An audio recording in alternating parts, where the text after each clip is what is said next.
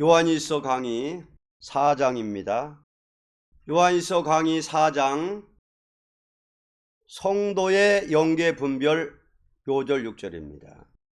우리는 하나님께 속하였으니 하나님을 아는 자는 우리의 말을 듣고 하나님께 속하지 아니한 자는 우리의 말을 듣지 아니하나니 진리의 영과 미혹의 영을 이로써 아느니라. 성도의 영계 분별 1절로 3절. 사랑하는 자들아, 영을 다 믿지 말고 오직 영들이 하나님께 속하였나 시험하라. 많은 거짓 선지자가 세상에 나왔음이니라.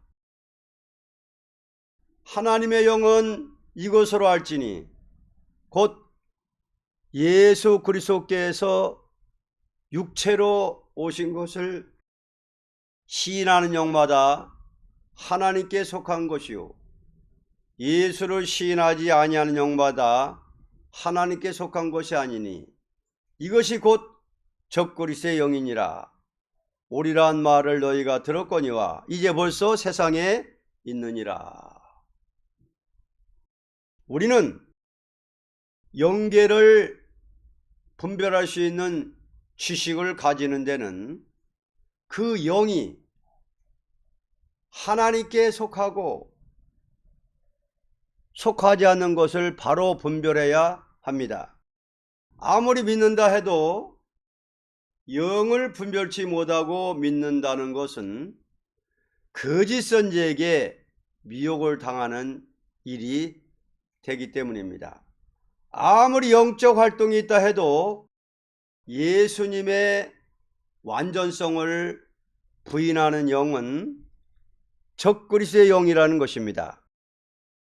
누구든지 그리스도의 몸이 성령으로 잉태되어 세상에 나신 것은 인간의 죄를 대신한 몸으로 오시어 죄를 위하여 대신 죽으신 것을 완전히 믿는 자라면 그것은 하나님께로 온 영이라는 것입니다. 왜냐하면 기독교의 근본적인 구원의 진리는 여기서부터 완전한 진리가 있는 것이니 그리스도의 도성이신을 확실히 믿지 않는다는 것은 자동적으로 하나님께 속한 영이 아닌 것입니다. 4절. 자녀들아, 너희는 하나님께 속하였고 또 저희를 이겼나니 이는 너희 안에 계신 이가 세상에 있는 이보다 크심이라. 기독교의 영적 싸움이라는 것은 이것이 근본 대적이 되는 것입니다. 사도시대에 시작된 영적 싸움은 오늘까지 계속되어 말세에는 심판의 대상자가 되는 것은 소위 하나님을 공경한다는 자들이 그리스도의 완전성을 부인하는 인본주의적 사상을 가지고 인간 학적으로 진리를 해석하며 세상에 속한 말을 하는 것이 적그리스도의 영이니 이것은 하나님께서 누가 참으로 신앙을 지키나 보기 위한 방법으로서 사용하는 것이니 필연코 승리는 사도적인 신앙에 있습니다. 5절로 6절. 저희는 세상에 속한 거로 세상에 속한 말을 하며 세상이 저희 말을 듣느니라. 우리는 하나님께 속하였으니 하나님을 아는 자는 우리 말을 듣고 하나님께 속하지 아니한 자는 우리 말을 듣지 아니하나니 진리의 영과 미혹의 영을 이로써 아느니라. 누구든지 세상에 속한 말을 하는 자는 세상적인 마귀의 일에 속한 것이므로 하나님께 속하지 않은 자는 그 말에 따라갈 것이로되 하나님께 속한 자라면 사도적인 교훈을 따라갈 것이니 진리의 영과 미혹의 영을 이것으로 알 수 있습니다. 우리는 그리스도를 신앙하는 것은 인간의 지식을 초월하고 힘을 초월하는 진리를 믿는 것이 사도적인 신앙이라는 것입니다. 7절로 8절. 사랑하는 자들아 우리가 서로 사랑하자. 사랑은 하나님께 속한 것이니 사랑하는 자마다 하나님께로 나서 하나님을 알고 사랑하지 아니하는 자는 하나님을 알지 못하나니 이는 하나님은 사랑이심이라. 하나님을 아는 자는 남을 살고자 하는 사랑 속에서라야 하나님을 바로 알 수 있습니다. 왜냐하면 기독교의 진리라는 것은 하나님께서 인간을 구원하겠다는 목적에서 사랑의 심정을 가지고 약속하신 말씀이니 그 영이 사랑의 신의 감동을 받은 자 외에는 하나님을 바로 알 수가 없다는 것입니다. 9절로 11절. 하나님의 사랑이 우리에게 이렇게 나타난 바 되었으니 하나님이 자기의 독생자를 세상에 보내심은 저로 말미암아 우리를 살리려 하심이니라. 사랑은 여기 있으니 우리가 하나님을 사랑한 것이 아니요 오직 하나님이 우리를 사랑하사 우리 죄를 위하여 화목제로 그 아들을 보내셨음이니라. 사랑하는 자들아 하나님이 이같이 우리를 사랑하셨은즉 우리도 서로 사랑하는 것이 마땅하도다. 하나님의 사랑은 인간을 살리기 위한 목적에서 독생자를 주었다는 사랑이니 이것은 인간을 사랑하는 첫째 열매입니다.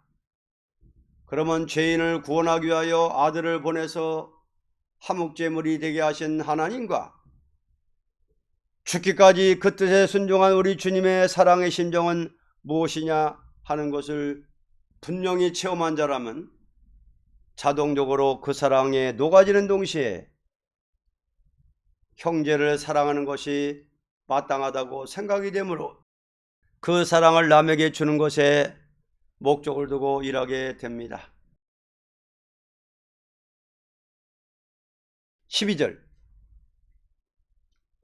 어느 때나 하나님을 본 사람이 없으되 만일 우리가 서로 사랑하면 하나님이 우리 안에 거하시고 그의 사랑이 우리 안에 온전히 이루느니라. 아멘. 누구든지 하나님을 육안으로 보고서 알았다는 것보다도 그 사랑의 신의 역사가 우리 안에 들어와서 온전함을 이루어주는 것을 체험할 때에 하나님을 분명히 알게 되는 것입니다. 만약 어떤 사람이 하나님이 나타나는 것을 육안으로 보았다 하더라도 사랑의 역사가 그 마음에서 온전함을 이루어주는 역사가 없다면 이것은 하등의 필요가 없는 것입니다. 기독교의 생명적인 완전한 체험의 종교라는 것은 이것을 가르친 것입니다. 13절로 15절. 그의 성령을 우리에게 주심으로 우리가 그 안에 거하고 그가 우리 안에 거하시는 줄을 아느니라. 아버지가 아들을 세상의 구주로 보내신 것을 우리가 보았고 또 증거하노니 누구든지 예수를 하나님의 아들이라 시인하면 하나님이 저 안에 거하시고 저도 하나님 안에 거하느니라. 하나님은 사랑의 신이시니 성령을 우리에게 부어주시는 것은 당신의 거룩한 뜻을 세상에 이루시되 당신의 할 일을 할 수 있는 대행자로 쓰기 위한 목적이니 남을 살려보려는 심령이 없다면 그 사랑을 증거하는 종의 자격을 가질 수가 없습니다. 우리는 그 사랑을 받았으니 조금도 변할 수 없는 절개를 자동적으로 가지게 됩니다. 이와 같은 사람은 하나님과 일체된 관계에서 역사하는 종이 됩니다. 하나님이 우리를 사랑하시는 사랑을 우리가 알고 믿었노니 하나님은 사랑이시라. 사랑 안에 거하는 자는 하나님 안에 거하고 하나님도 그 안에 거하시느니라. 이로써 사랑이 우리에게 온전히 이룬 것은 우리로 심판날에 담대함을 가지게 하려 함이니 주의 어떠하심과 같이 우리도 세상에서 그러하니라. 사랑 안에 두려움이 없고 온전한 사랑의 두려움을 내어 쫓나니 두려움에는 형벌이 있음이라. 두려워하는 자는 사랑 안에서 온전히 이루지 못하였느니라. 우리는 그 사랑 속에서 역사하다가 그 사랑 속에서 심판하러 오시는 주님을 맞이할 때 담대함을 가지게 되는 것은, 완전한 사랑이라는 것은 심판날에 가서 완전히 이루어지기 때문입니다. 심판이라는 것은 하나님이 사랑하는 자를 위하여 원수를 갚아주는 것이니 누구든지 그 사랑 속에서 역사하던 종이라면 조금도 두려움이 없는 자로서 환난과 장날에 남은 종이 될 것입니다. 19절로 21절, 우리가 사랑함은 그가 먼저 우리를 사랑하셨습니다. 누구든지 하나님을 사랑하노라 하고 그 형제를 미워하면 이는 거짓말하는 자니 보는 바 그 형제를 사랑치 아니하는 자가 보지 못하는 바 하나님을 사랑할 수 없느니라. 우리가 이 계명을 주께 받았나니 하나님을 사랑하는 자는 또한 그 형제를 사랑할지니라. 우리는 이 사랑을 알아 완전한 인격을 이룬 자라면 도저히 형제를 미워할 수 없습니다. 형제를 미워한다는 자체는 하나님의 사랑이 그 마음에서 떠났기 때문에 형제를 미워하는 자가 되는 것입니다. 하나님을 사랑하는 마음이 불타는 마음 속에서 하나님의 자녀를 미워한다는 것은 있을 수 없는 것입니다.